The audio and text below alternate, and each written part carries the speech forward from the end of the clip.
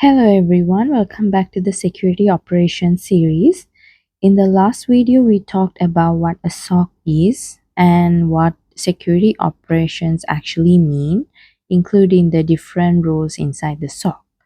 And today we're going to look at the tools or the actual platforms that SOC teams use every day to detect, investigate, and respond to these cyber threats.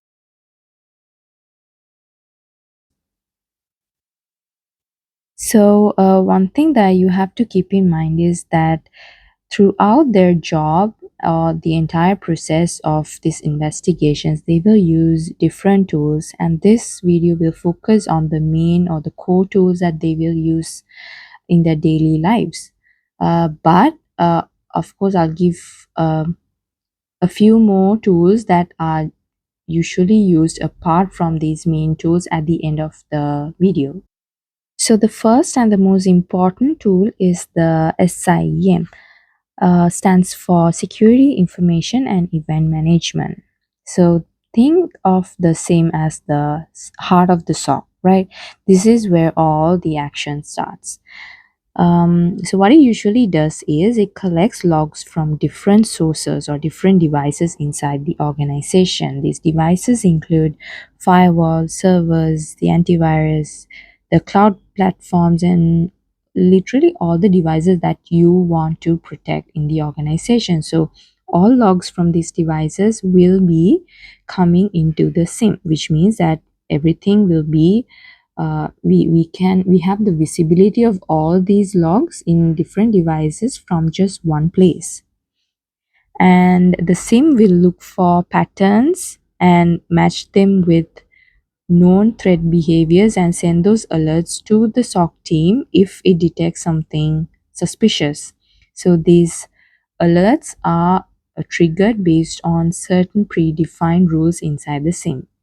So if I give an example, say there are 5 failed login attempts followed by a successful one from a foreign IP address. And then in such cases, since it's a bit suspicious or a lot suspicious, of course, depending on the organization and the business functions, it will flag this particular incident as an alert, right? The second tool is the SOAR, Security Orchestration, Automation, and Response. Now, SOCs get many alerts every day, right? And of course, the number of alerts will depend on the organization, the business function, the rules that you have triggered, the devices that you have connected to the same. There are a lot of reasons behind how many alerts are being generated in that particular environment. So some of those alerts can be false alarms and some might need action, right? If they are true positive. So helps reduce the workload. It automates repetitive tasks, make workflows smoother, and also make sure that responses are consistent every time. So it usually does things like automatically gather more information about alerts, things like who logs in, from where and when, and so on. And they can run malware scans or virus checks. They can also block IP addresses or isolate devices and notify the right teams and update the case in ticketing systems. So if I give an example, let's say an alert comes in about a user login from 2 different countries in a very short time period. Okay, so with SOAR, the system can automatically pull all the login history for that particular user account, check the geolocation for both IP addresses, run risk scores, and if the risk is high, trigger a password reset and send a message to the security team, right? So all this can happen within seconds so that an analyst doesn't have to even press a button. Okay, so that's the power of the SOAR, and it makes the SOC faster, efficient, and more consistent. Next is the Threat Intelligence Platform, or TIP. So this tool gives analysts context because When an alert shows an IP, a domain, or maybe file hash, it doesn't mean anything unless you know if it's bad or not, right? You cannot come to conclusions just by looking at those the details. So TIPs help with that answer. They help to collect data from many sources, sources like open source feeds, commercial threat intelligence, government reports, and even the dark web forums. Okay, they collect data from all these and use those data to help the SOC teams to enrich the alerts, understand attacker behavior, and connect those incidents to many other larger campaigns that has happened. So if I give an example, if your say your SIEM shows a suspicious file hash, the TIP might tell you that the hash is linked to a malware strain from last month and it was used by a known APT group.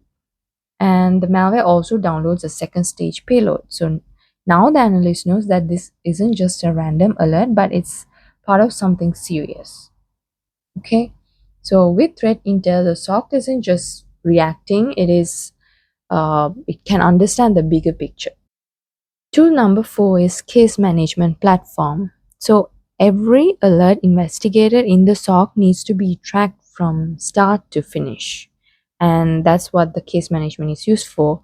Analysts will use it to create case when the alert is being worked on, take notes about what they found and what they did. They can also use it to assign tasks to other team members and also escalate the issues when necessary to higher levels. And when the incident is resolved, they can close the case. Okay, so I'll give an example again. An analyst will get an alert about unusual PowerShell usage. So they will investigate it using the SIM, enrich it with the threat intel, respond with the SOAR, and write a summary in the ticket. So the note in the ticket can be something like the user so and so with the IP so and so, encode a PowerShell command, no persistence found, and the user confirmed it via this particular communication method that it was used for testing, and the case is closed. So that way, if the same thing happens next time, anyone on the team can go back to that particular ticket and read what has happened. Okay. Tool number 5 is TTP Tracking Board. TTP stands for Tactics, Techniques, and Procedures. These are the methods attackers use to break into systems, move around, and steal data, and so on.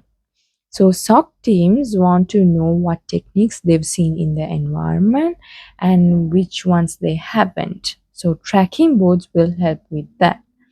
Most teams will base it on things like the MITRE ATT&CK framework, which will list hundreds of known attacker behaviors. Okay, and the board will show you what TTPs have been detected in past incidents, what's being tested in simulations, and where the SOC needs better visibility for detection.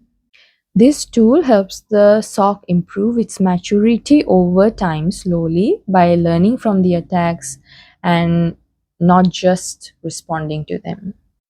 So these are the core main tools that I wanted to explain today. However, there are other tools and applications that the analysts use while investigating incidents because you might not be able to rely on just few tools to come into a conclusion, of course, depending on the incident again.